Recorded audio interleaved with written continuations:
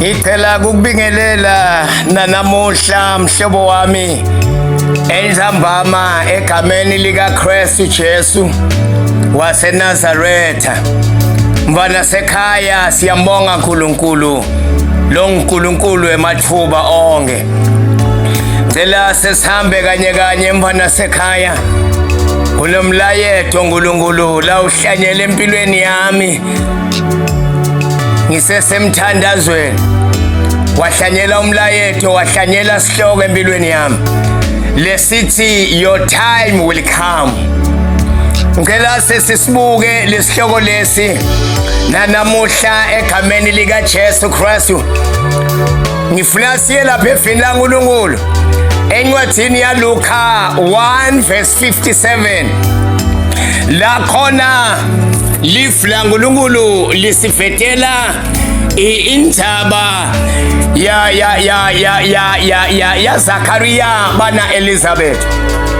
And lithi iBhayibheli Elizabeth na Zachariah bekubandvana bakaNkulunkulu and futhi bebayiphila impilo yobungcwele abe bangahambisani netindvo letibheke eceleni.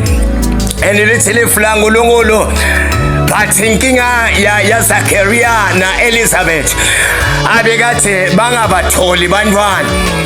Kwakungiyona indvo lebeyinkinga ke empilweni yale family le. Ngosiyami. And lithi lifu laNkulunkulu nawufunda lo verse 57 and lithi ke isikhathi sa Elizabeth sase siyafika lokuthi sale abeleka. Ngosiyami. And lifu laNkulunkulu liveta indaba lithi Zachariah abehliwe inkatho. Kwakunguye lebekumele ukuthi ente amikise umhlatshelo noma aqhube inkonzo endlini yaJehova noma etempelini laJehova. And lithi lifu laNkulunkulu siquku sasimile ngaphandle. Simile kwaba nguye lo ngenako lebe kumele ukuthi aqhubeke ahole leyo nkonzo. Nkosi yami. And lithi lifu laNkulunkulu kwakuye bento esiqiniseko ukuthi nakukhona umuntu lo ngenako lo yakokwenta lenkonzo yomhlatshelo. Kwakubita lokho ukuthi bamfase ngendophe elinyaweni lwakhe angene le ndophe isalile ngaphandle. Ngoba bekasuke ayawenta umnikelo endzaweni lengcwele endzaweni lebekade ihlonishwa kakhulu. And lithi lifu laNkulunkulu libe nabafaka lenzambe enyaweni bebasuke bayifakela thina kungenteka Jehova mbulala because nabo bayesaba ngoba kusuke kuyindzawo lengcwele batabe sesebahudula lenzambo bamthose ngalenzambo. And lithi lifu laNkulunkulu asele ngekhathi ke Zachariah asenda ke lo mnikelo ekushisa impepho. And lithi lifu laNkulunkulu Jehova wase uyabonaka wase uthumela ingilosi Gabriel lokwe ukuthi ihambe yawutibonakalisa kuye. Yase iyafika yathi nayikhuluma lengilosi yathi Zachariah imithandazo yakho yonke lo yendile ifakele kusimakathe seyiphenduliwe.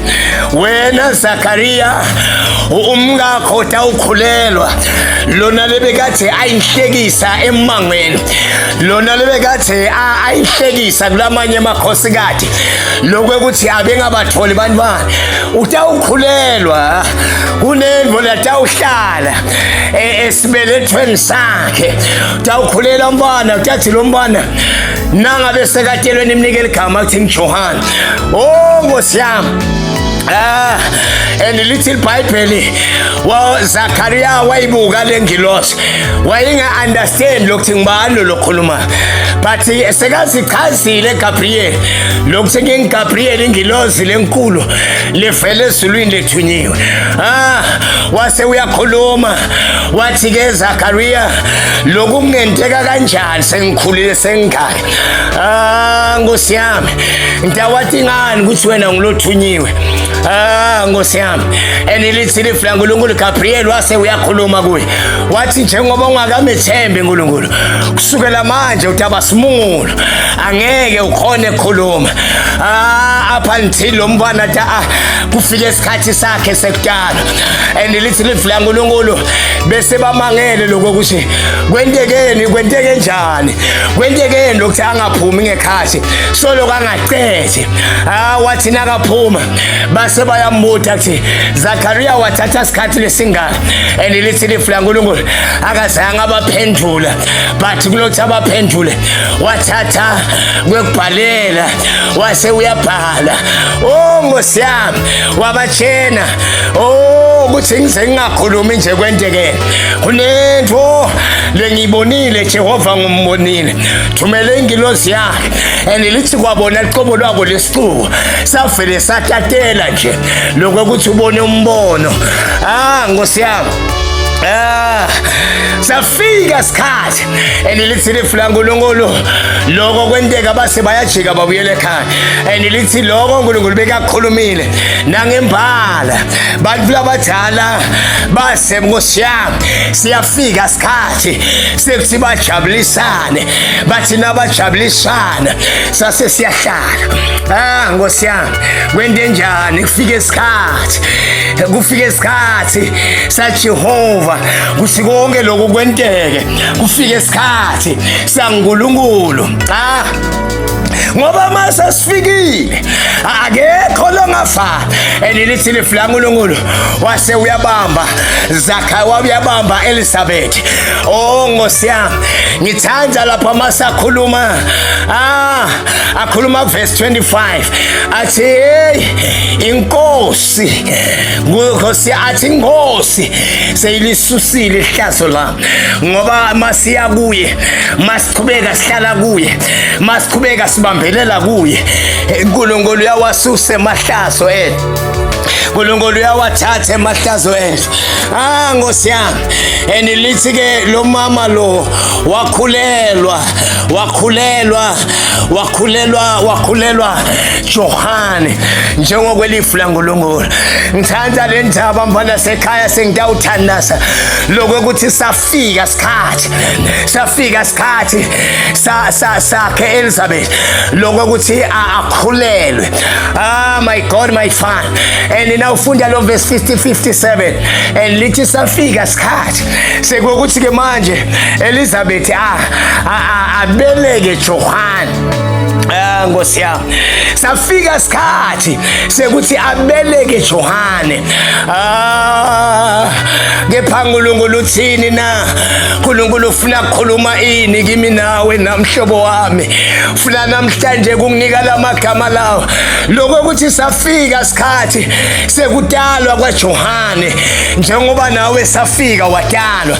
Akunendaba ukuthi wadalwa kanjani, akunendaba ukuthi waqhamuka kanjani, but kwafika isikhathi lebesimiswe nguJehova. Lithi safika ke isikhathi sekuthi ke adalwe Johane afike emhlabeni. Kufika kwaJohane bekunenjongo. uNkulunkulu bekunemthwalo lebekade awubekile awuhlanyele empilweni yaJohane ngoba uNkulunkulu lamhlabeni kunemithwalo lasethwesa yona. Nkosi yami kunemithwalo uNkulunkulu lasethwesa yona la ibeka ngetulo kwethu nakimi empilweni yami kunemthwalo uNkulunkulu lakawubekile. Longeke walingana newakho. My God my Father kunemthwalo uNkulunkulu lakawuhlanyele empilweni yami. Jesu.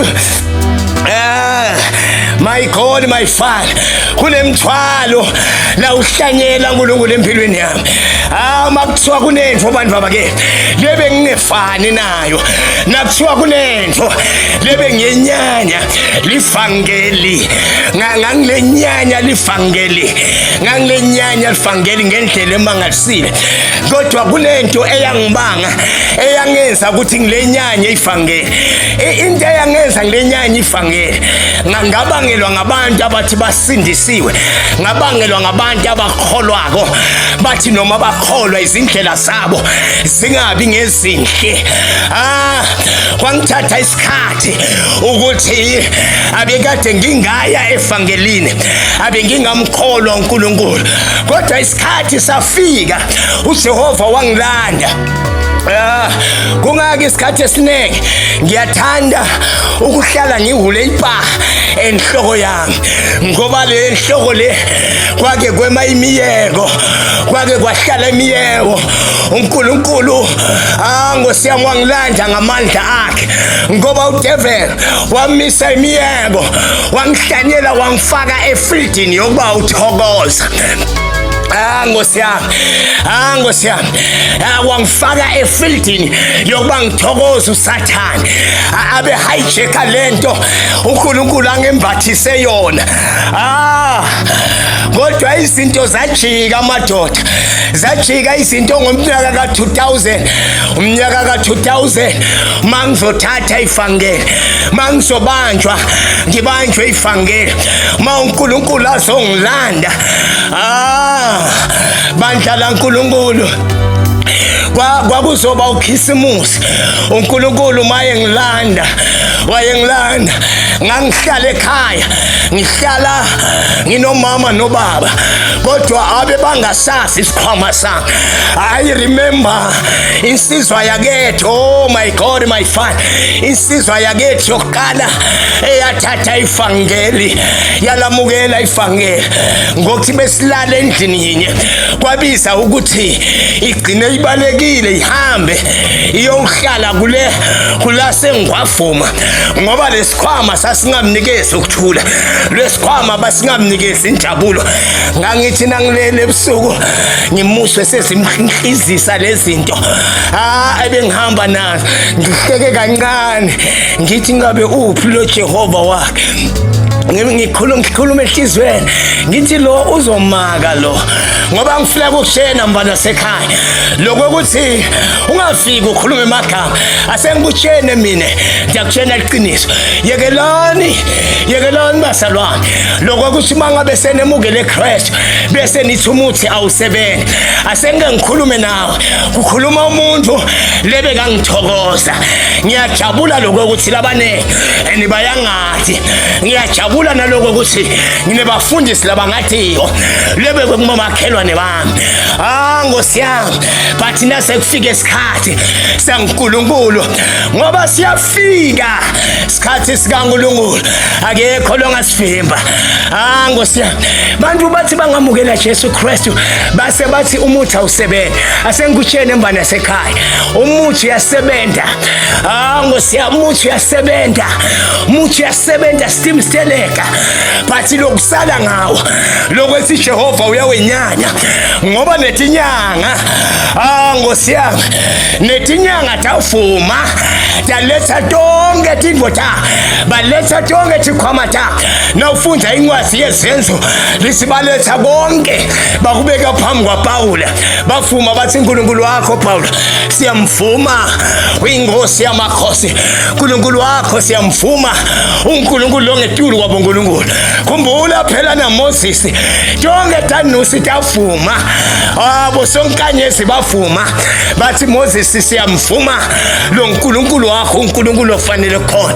Umuthi uyasebenza bantu babake, lokusalako ukuthi uNkulunkulu uyawenyanya, uNkulunkulu uyawenyanya. My God my Father, ungake ube nalamagama ukuthi umuntu awusebenza. Uyabona asengikutshene mbana sekhaya sinesikhulisethi inkunkuthu. Mangabe ngikutshena ukuthi yabona lo muthi lo utawuhlanganisa kanjani, utawukhangela isipho ngalokuthi nisifo sebantu abansundu ke nini. Mangithe mina ukhangela isipho, wena ufike bese ukhangela isipunu, sewulimete lo muthi, ngoba phela umuthi uyangamelana. Ngiyathi lokuthi bengisholani lokuthi ukhengela isipho lomunye. Nkosi yami, umuthi uyasebenza, ungabaluthi bantu masothethe elivangeli awusebenza, uyobe uyayona. Umuthi uyasebenza ngendlela lesimanga.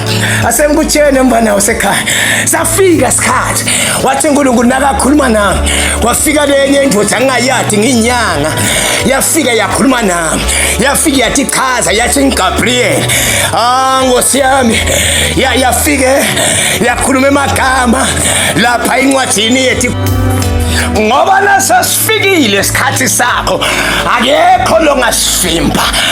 Nkosi yami, abengisakhuluma ke lenjalo nakakhuluma lamagama Gabriel anginika lo mlayeto lapha encwadini yethi ikhulu lokusile izulu liyangifuna kuleso sikhathi leso makukhulunywa nami ukhulunywa nami nakukhulunywa nami mfana sekhaya ngingithokoza ngathi nakaqeda khuluma nami ngoba bekangabhekeki nakubhekeka wathi nakaqeda khuluma nami ngase ngiyaphaphama ngase nangithi ngiyavuka ngathi thola ngimandi ngithende ngijulukele ngimandi ngithende kwase kuyabuya engqondweni yami lokho ethi kunomuntu lobeka akhona lebeka akhuluma nami athi ngiyekele yonke lento yeminyaka lebeka akhuluma nami athi ngishiye konke ngathi thola ngimandi ngithende ngamangala sikwente njani wafika lo kwaDevil kwangihlebela wathi ungamnaki lona lebeka akhuluma nawe ungamnaki lona beka akhuluma nawe mina ngitakunike amandla mina utawenda tinvo tendeke bantu bathi awugcwala eceleni kwakho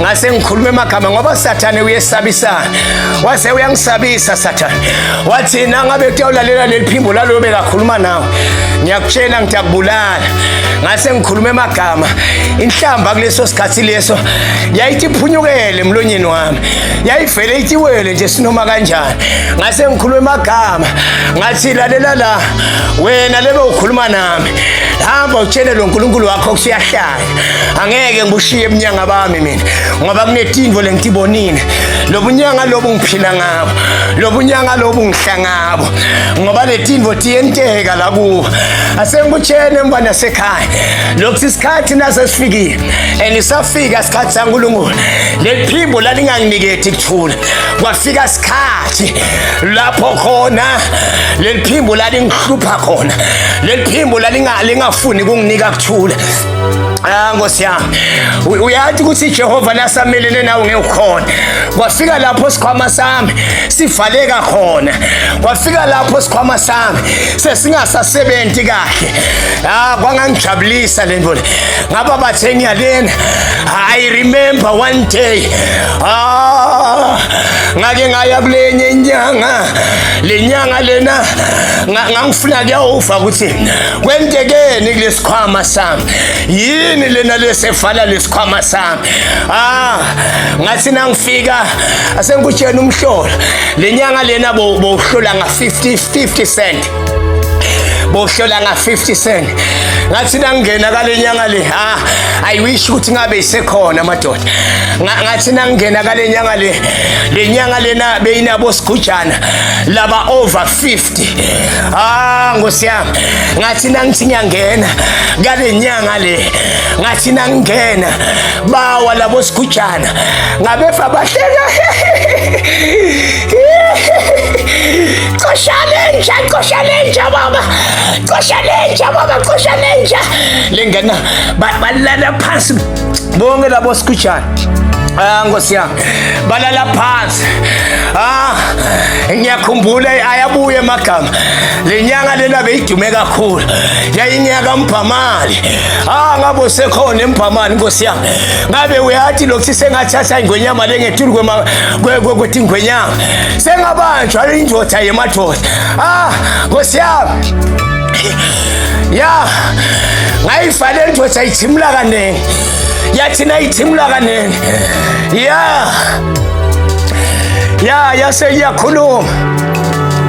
yase iyakhuluma yathi bayakubingelela abalosi indoda bayakubingelela abalosi ngathi thokoza ndoda thokoza khokho mkhulu yase iyangitshena le ndoda le yakhuluma emagama yathi uyababona labafana bami kuthi na ungena kwentekeni na ungenawo ngathi ngibabonile yathi kwentekeni ngathi balele phansi bonke yase ikhuluma emagama yathi ufile emagama laba wakhulumile lamaja ngathi ngwavile emajaha athe angixoshwe ngoba angikamukeleki kuleli khaya. So lokulele phansi kwabo Sikhujana kungavuki, so lokungavuki kwakunalokunye kweSikhujana lebekulaceleni kwakhe kusebusingeni. Kwathi nakusukuma nako wasukuma kwakhuphuka kwabheka phezulu kwathi baba yangishisha le ndoda, yangishisha le ndoda, ikhiphele ngaphandle. Yase iyakhuluma le ndoda yathi kwakunekwe likhetting libe khona, yathi nayikhuluma nami yathi awugwabule ngale kwaloko likhetting. Ngathi nangithi ngiyagwabula ngale kwaloko likhetting, ngathi nangigwabula ngabona incwadi engcwele, ngabona iBhayibheli, ngase ngiyadideka ke manje ukuthi ngani kwenzekani manje, ngoba phela bengithi ngisenyangeni. Manje le nyanga seyithi ke manje angithathe iBhayibheli, yase iyangibuza le nyanga yathi asengeke ngikubuze lingaphandle lale ncwadi loyiphethe linjani. Ngathi limnyama. Wathi ngekhathi kunjani. Ngathi kunemagama labhalwe ngaloku mnyama, kepha kulela ngekhathi kunembala lomhlophe. Wathi ke asengeke ngikutsheneke labanengi bakhala nga-Adam na-Eva. Nawe ngiyathi ukuthi ukhala nga-Adam na-Eva, kodwa uNkulunkulu incaphayi manje uyishiye kuwe. Wathi ke asengeke ngikutshene loku mnyama la ngaphandle kwale Bhayibheli kusho umuntu nangabe asesonweni. Lokhu la ngekhathi lokumhlophe ungaze udle la ngekhathi utawuphila.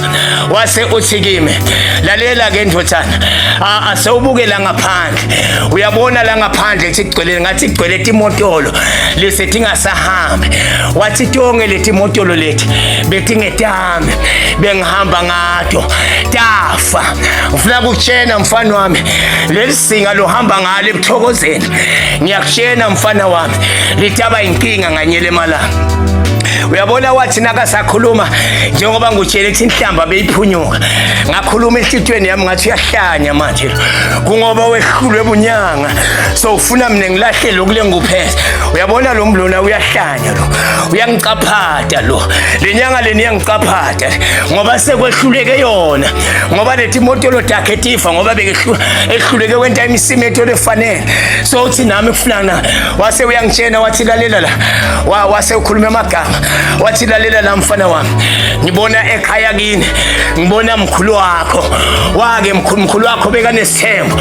Wathi ngibona mkhulu wakho uthatha umfati wekuqala, lo mfati wekuqala akabatholi bantwana, lo mfati wekuqala wahamba wayewuthwasa, wathwasa abantu elihloti lensusu.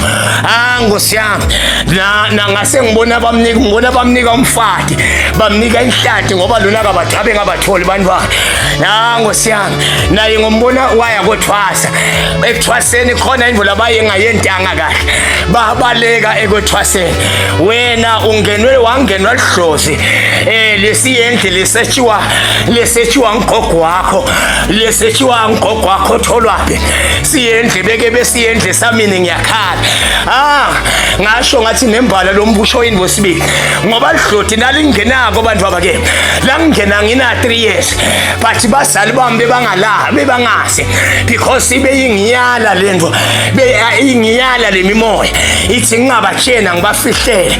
La ngena ngina 3 years njalo gogo abehlala ngekhala akhale lokuthi athi yela Msibe ngubani lona lo lityala kunyafulula imintuntu yami, ngoba le ndlela lecishe ngayo ayisiyo legcetshwa ngayo.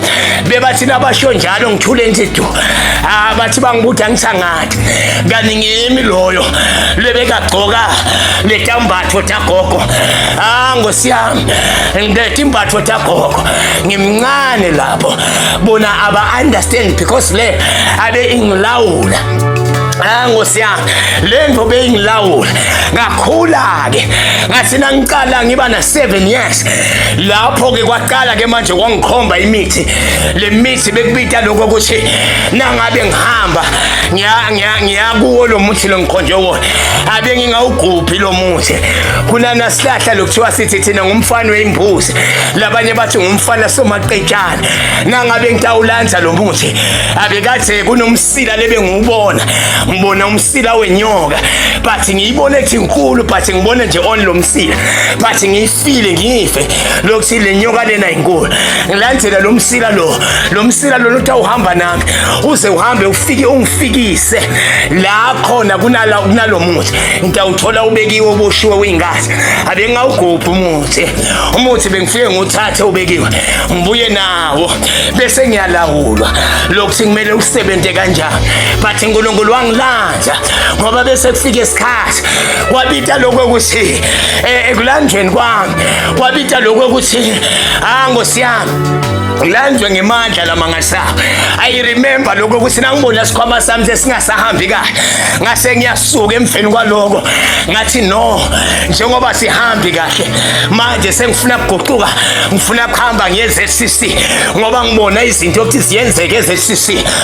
Nkosi yami ngathi nangiqala nje ifirst bench yami lengabuya nayo yendayela kwaba konakala kwethingo kwakungu-8 ebusuku ngiyibekile la sinomfowethu hayi siyifaka impela sathi sisayifaka kwaqhamuka umbani uqhamuka phansi eMpumalanga wafike wadlula wahamba la phakathi kwalebhakela sawa sobabili nomfowethu kwabakuhlanya kwethu nibazali bethu at that time abe basengamukela uJesu Christ basiyathisa yonke indzawo la besifika khona bebafike basicoshe so lo Gabriel amile akhuluma nami athi lokutawulekelela wena utawulekelelwa into yinye lokuthiwa emukele Jesu Christ kwathatha isikhathi basiyathisa lena nalena sangethe saphila kwathatha 6 months ngihlanya nomfowethu sihlanya Nkosi yami sihlanya uyakwathi ukuhlanya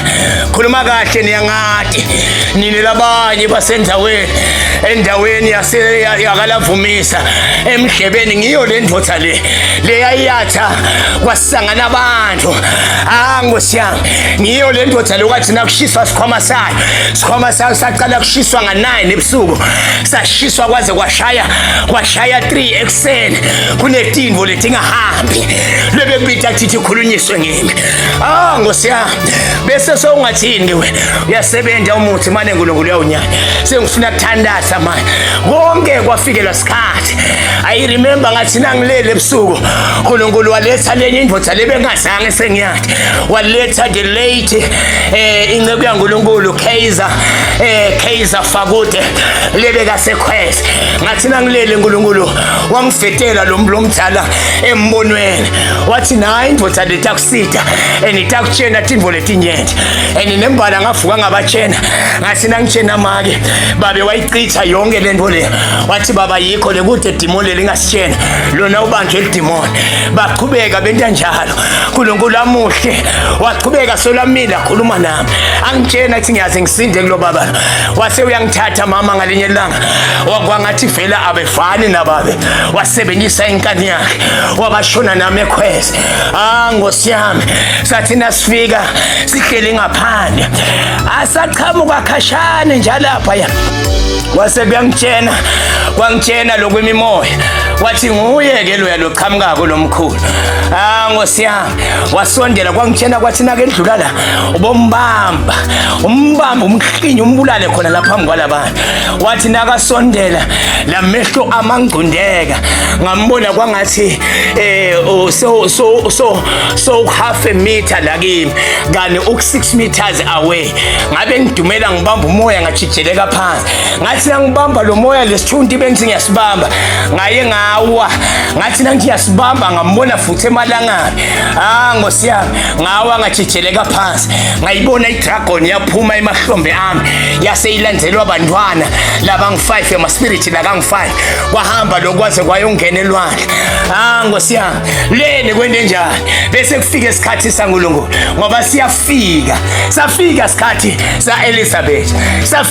saElizabeth oh my God wase uyakhulelwa nawe isikhathi sakho sewufika ungajaki indodana labanye siyawufika sengiyathandaza baba wami ongcwele egameni lika Jesu Kristu uyinkosi babe yaphakade uNkulunkulu wami nangi yabe safuna kujika thawula uNkulunkulu nangi yabe safuna kulahla babe uNkulunkulu wami isikhathi sakhe sitawufika mnike amandla uNkulunkulu mnike amandla ngimathi ubhekene nani kepha mnike amandla uNkulunkulu baba safika isikhathi sa Elizabeth baba nesakhe sitawufika labanye baze bathathe ama shortcut uNkulunkulu bachitha nengadi baba wethu wengcwele bathi tshena ukuthi bafuna lawa ama position baba ngiyabonga usisa umlaleli lokhu babe ngunikela ngekholo uNkulunkulu angibusisele wena egameni lika Jesu uNkulunkulu